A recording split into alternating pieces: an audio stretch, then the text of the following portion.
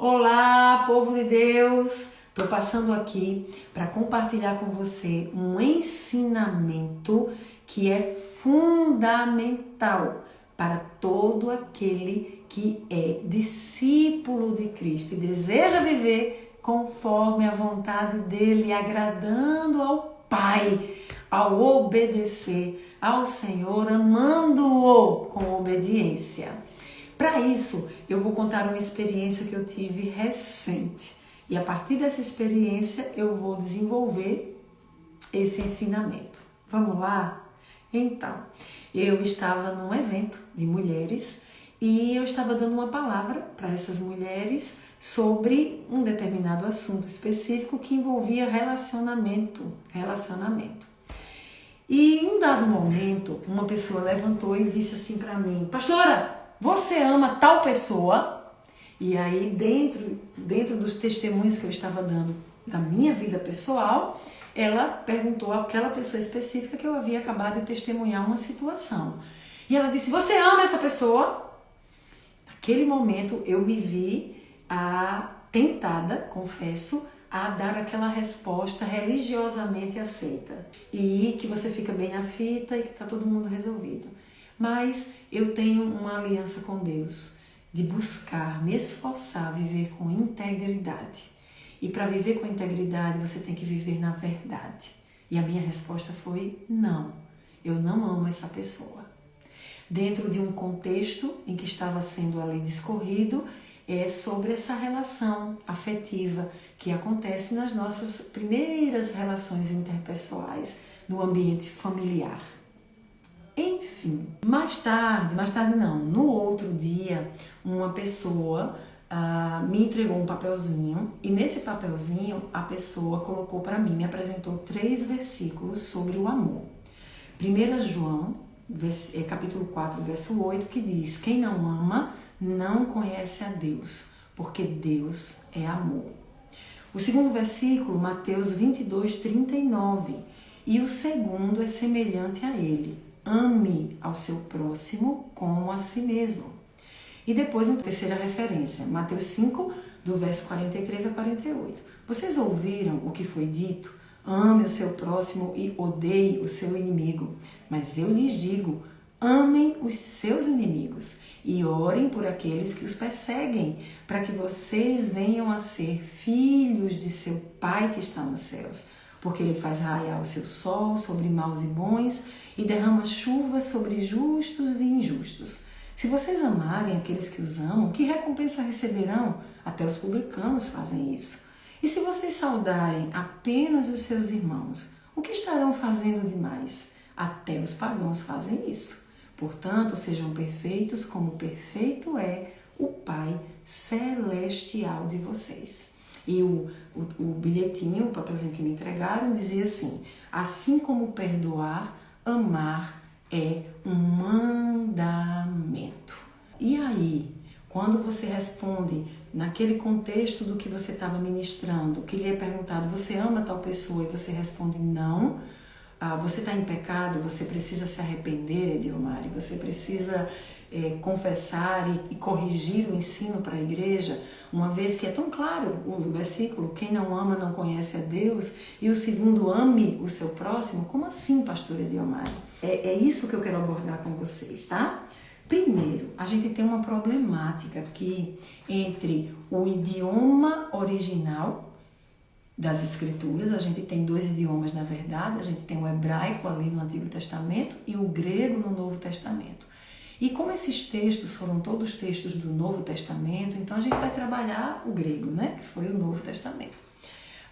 O grego, ele, diferentemente do português, você pode, por exemplo, pegar uma palavra no português como manga. Você usa essa palavra para várias situações.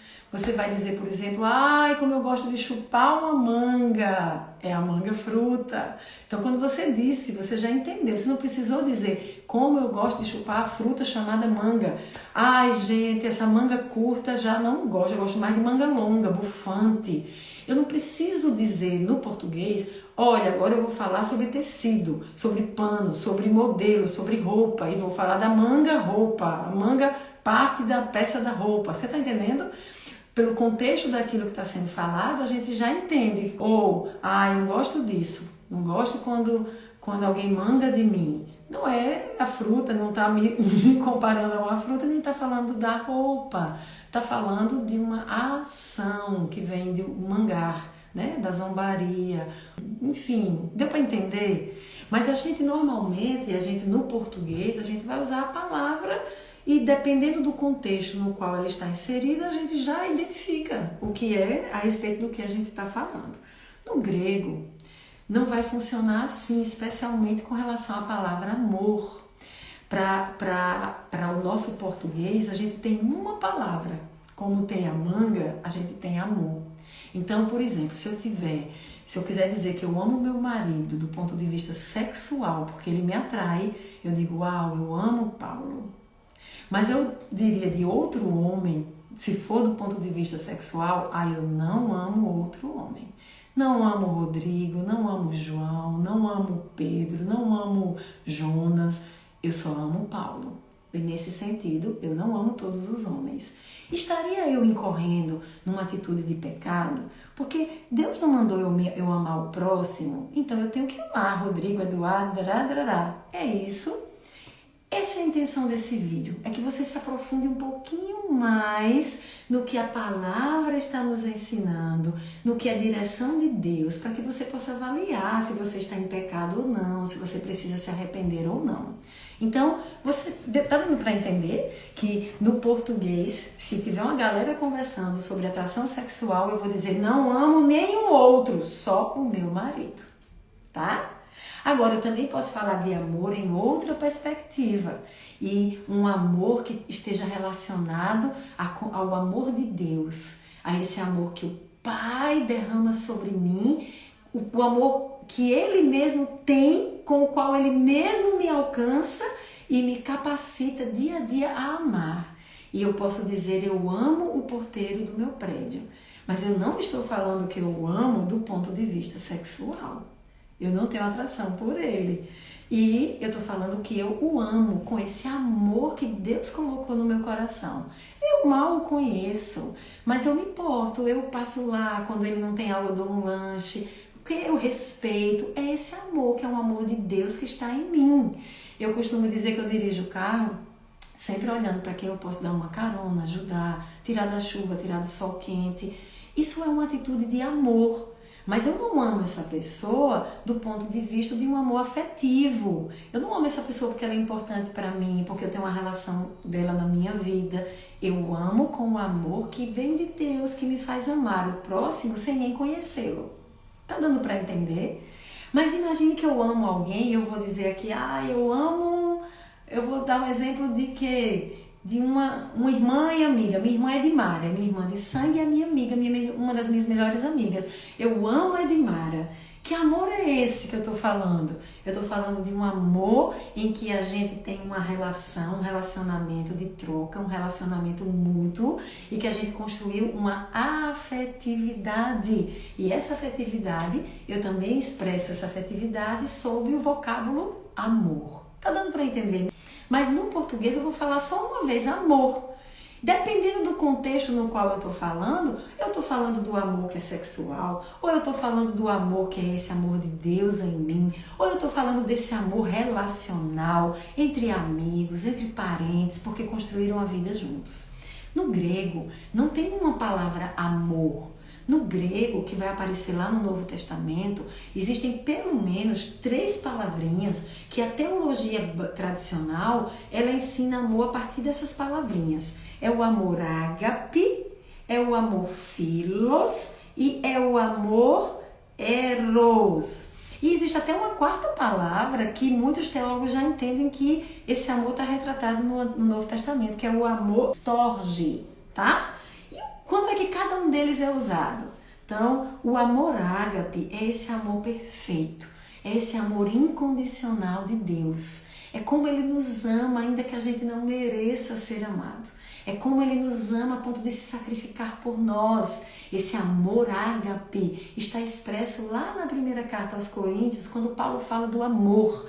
aquele vocábulozinho amor é o ágape, esse amor que tudo suporta, que tudo crê, que tudo espera.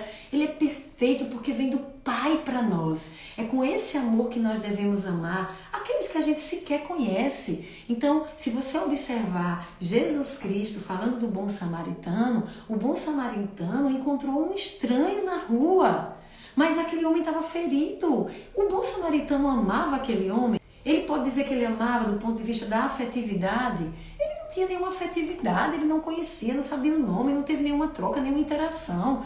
Mas aquele amor ágape que Jesus está falando para amar o próximo se manifesta naquela atitude de compaixão, de cuidado, de atenção. Depois ele seguiu a vida dele, ele não deixou de amar, ele manifestou o amor ágape, mas lá na frente, se alguém perguntasse se ele ama aquele homem com um outro amor que não seja o ágape, ele vai dizer não, porque se ele disser que sim, ele é mentiroso. Ele não tem relacionamento com aquele homem. É o amor ágape.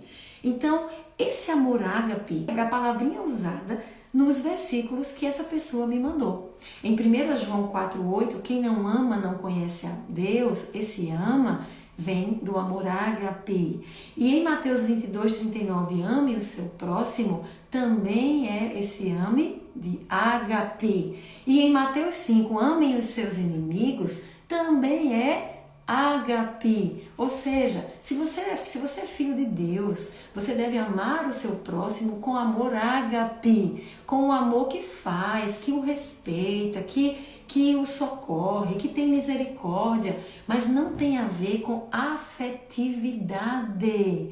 Por isso que quando a gente fala eu escolhi amar, é uma decisão amar, não necessariamente eu estou falando de algo afetivo, de uma emoção que eu sinto, mas que como Deus me ensinou no amor ágape, que é dele, a gente não tem naturalmente, não é dele, mas quem é filho dele tem, porque tem ele em nós. Então é possível que a gente ame com amor ágape, ok? Mas vamos falar de um outro amor no grego, que é o amor eros. O amor eros é o amor romântico, da relação íntima entre homem e mulher. Então, olha só, eu falei aqui da minha irmã Edmara, mas se eu estivesse aqui numa roda e alguém dissesse, minha irmã Edmara, e você ama a Edmara, e a roda de conversa fosse sobre sexualidade, a minha resposta seria não amo a Edmara, porque estaria falando do amor eros. Então, no amor eros, eu não amo. E eu não tenho que amar mesmo. Estaria errado aí se eu amasse, certo? O pecado estaria em eu amar do ponto de vista do amor eros. Mas se eu amar do ponto de vista do amor ágape, sim. Então, o amor eros é esse amor relacionado a sexo, a esse amor romântico, tá? Mas fora ele, tem o amor philos, que é um amor fraternal entre pessoas. Esse amor, ele é um amor que expressa afetividade, mas que exige, ele se fundamenta sobre mutualidade relacional, reciprocidade. É essa mutualidade, essa reciprocidade que me faz expressar esse amor, porque eu sinto ele de uma maneira afetiva. Então, eu posso ter um amor philos por uma amiga, e esse amor philos ser um amor muito forte, muito poderoso. Mas eu posso ter o amor ágape pelo porteiro do meu prédio, mas não ter o amor philos, porque eu não me relaciono com ele. Eu posso ter o amor eros pelo meu marido, ter o amor philos pelo nosso relacionamento e ter o amor ágape. Tá dando para vocês entenderem? Então, olha só, o amor é a força mais poderosa do mundo. Tudo que a gente faz deve ser motivado pelo amor. 1 Coríntios 13:18, você vai ter ali que o amor vem de Deus, ele é a força mais poderosa. Mas que amor é esse? É o ágape, por exemplo, nesse texto, tá? Esse amor ágape, de fato, ele é incondicional, ele é perfeito. E todos os trechos que a pessoa que me entregou o papelzinho me entregou são referências ao amor ágape, tá?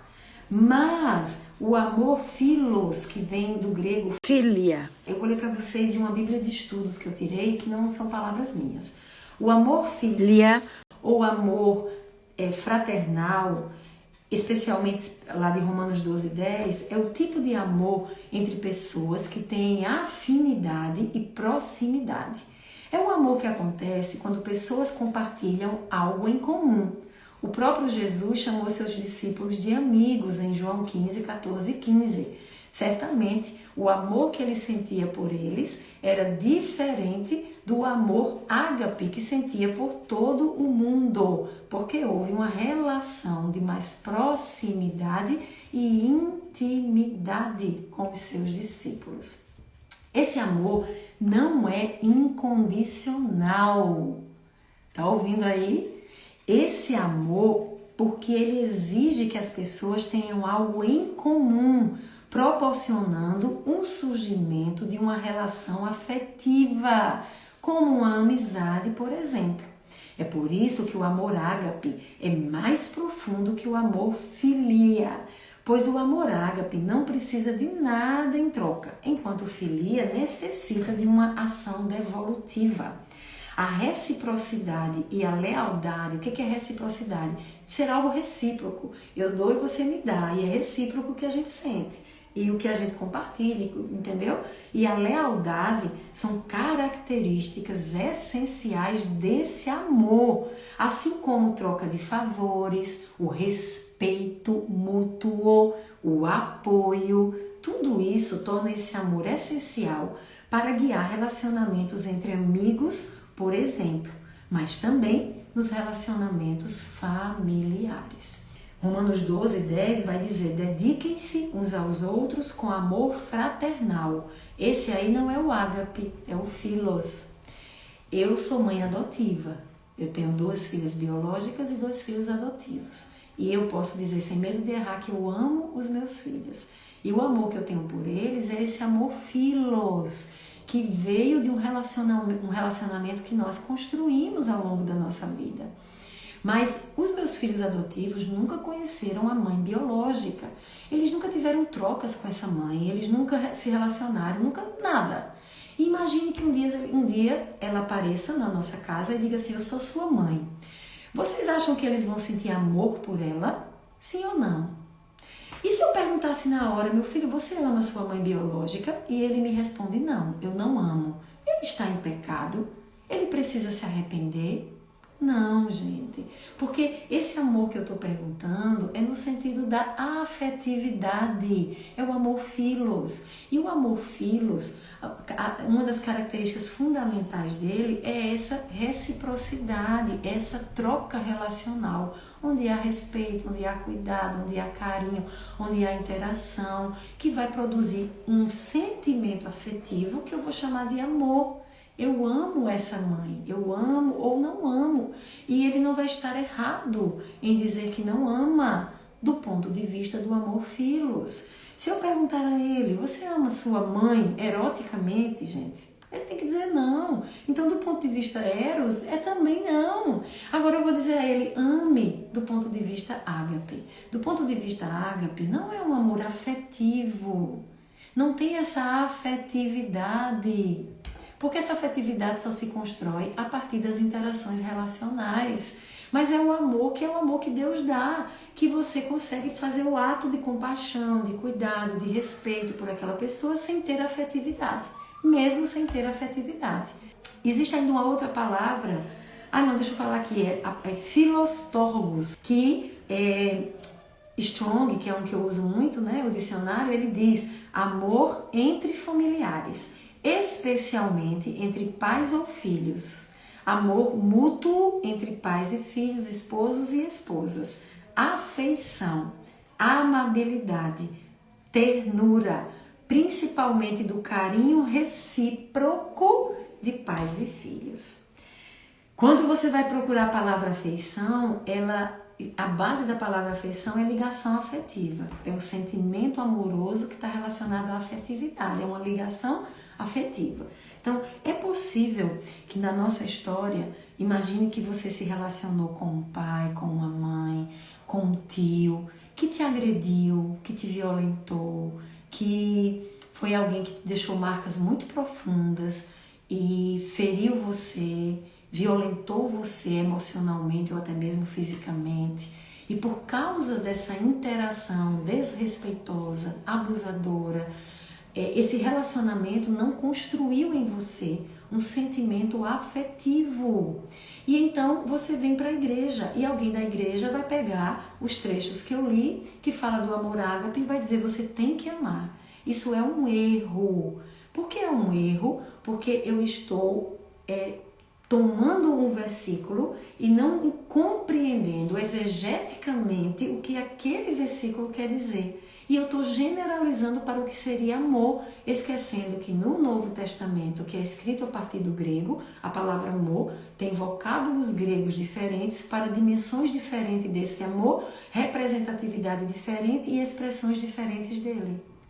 Dá para entender isso, gente? Como a gente precisa ter um pouquinho de cuidado com o que a gente fala, ou com algumas orientações que a gente dá. Às vezes você está conversando com um amigo, você pode estar conversando com um amigo, até mesmo meu filho adotivo, e dizer: você tem que amar sua mãe biológica.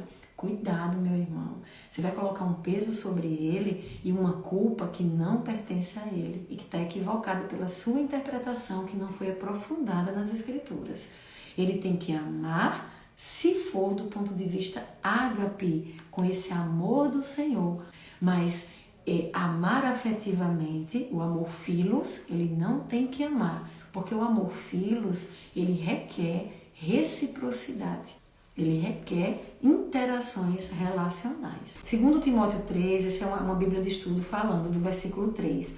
O amor por familiares é retratado na Bíblia pela preocupação demonstrada por Jairo por sua filha doente.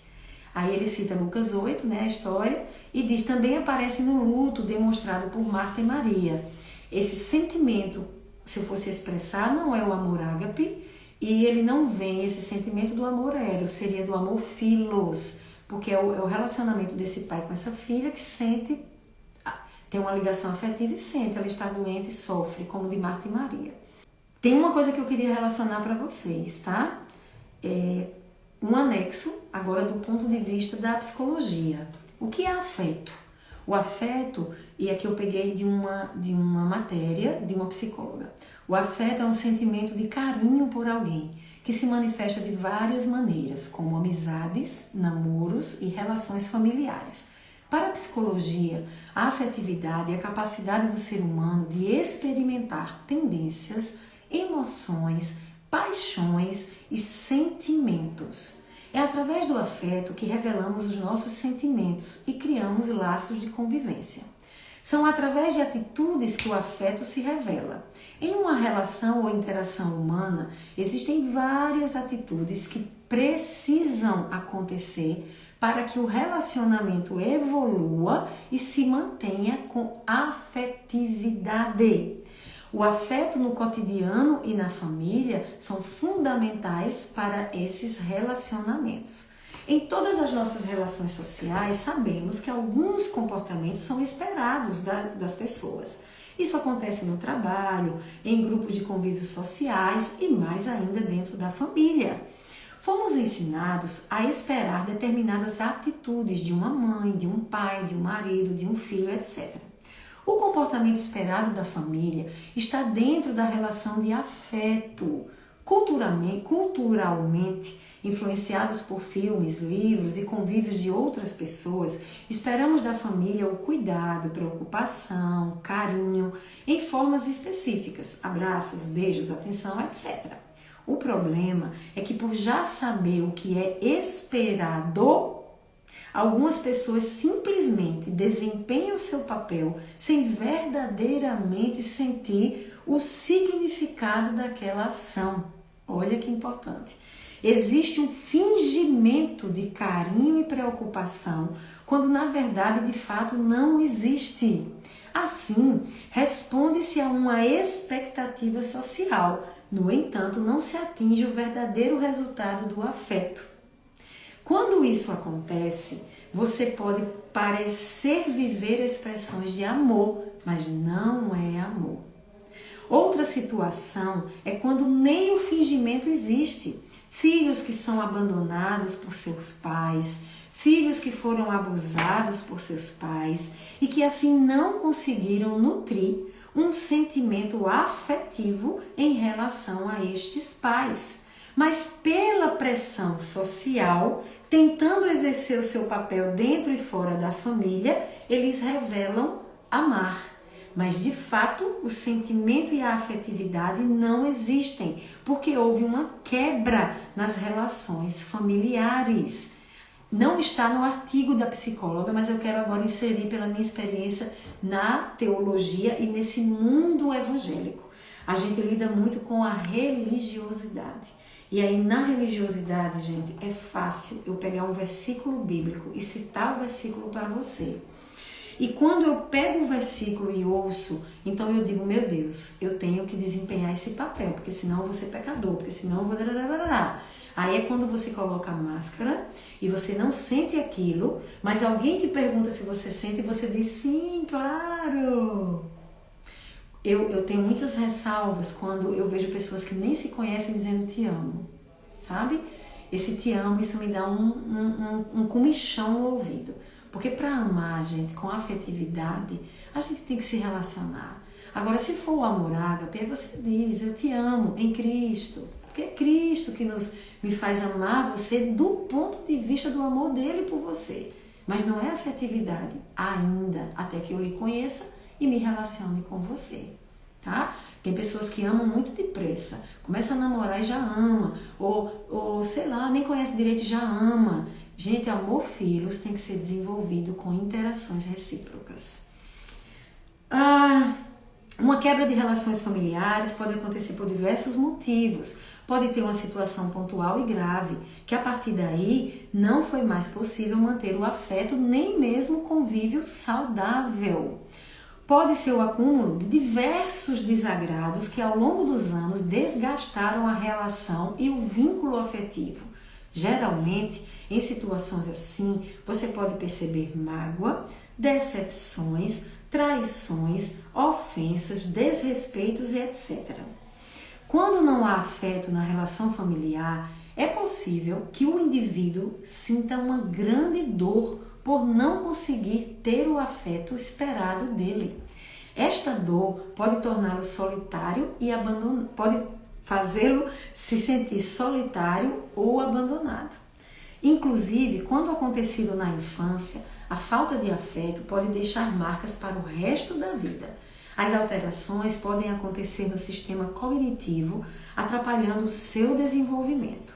Isso acontece pois a criança que tem o seu afeto negligenciado, ela é obrigada a passar por situações de estresse e como ela ainda não está preparada para lidar com isso, seu desenvolvimento é alterado, alterando a sua capacidade afetiva de uma maneira ainda mais marcante do que em quem teve uma situação de não negligência do afeto dos seus pais.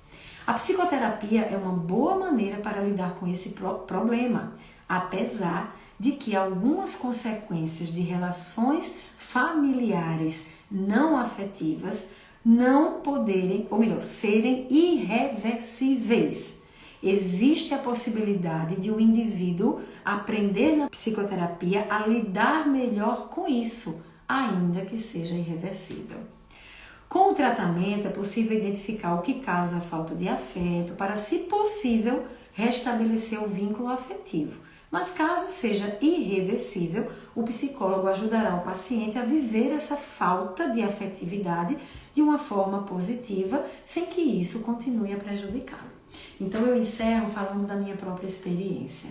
Diante de uma relação de alguns anos, de muitos anos, onde não houve uma afetividade construída, não houve uma reciprocidade de carinho, de atenção, de amor, mas houve sim desagrados, como a psicóloga usou, ou feridas sendo feitas constantemente, abuso emocional e etc., o que foi produzido, não foi produzido um amor filos, ele não teve como se desenvolver. E após um acompanhamento, inclusive psicoterápico, depois de ser crente, nascida de Deus, buscando viver em integridade, se enchendo do Espírito de Deus para fazer a vontade de Deus e vivendo com amor por muitos, o amor ágape, apesar dessa convicção que tenho ao meu respeito, esse amor filos com determinada pessoa, ele não pode ser desenvolvido. E nesse caso, se for o seu caso, por isso esse vídeo também é tão importante, porque eu conheço algumas pessoas que são o caso, não se permita ser colocado num lugar de que você precisa se arrepender e precisa pedir perdão, porque está faltando algo. Você precisa amar, você não precisa amar com o amor filos. Você precisa amar com o amor ágape, conforme está escrito nos versículos que me foram apresentados, que eu citei a você. Quem não ama com o amor ágape não conhece a Deus. Quem não ama com o amor ágape não está obedecendo a Jesus, que mandou amar o seu próximo com o amor ágape e amar até o inimigo que lhe faz mal com o amor ágape. Mas Deus não está esperando de você que ame o seu inimigo com amor filos.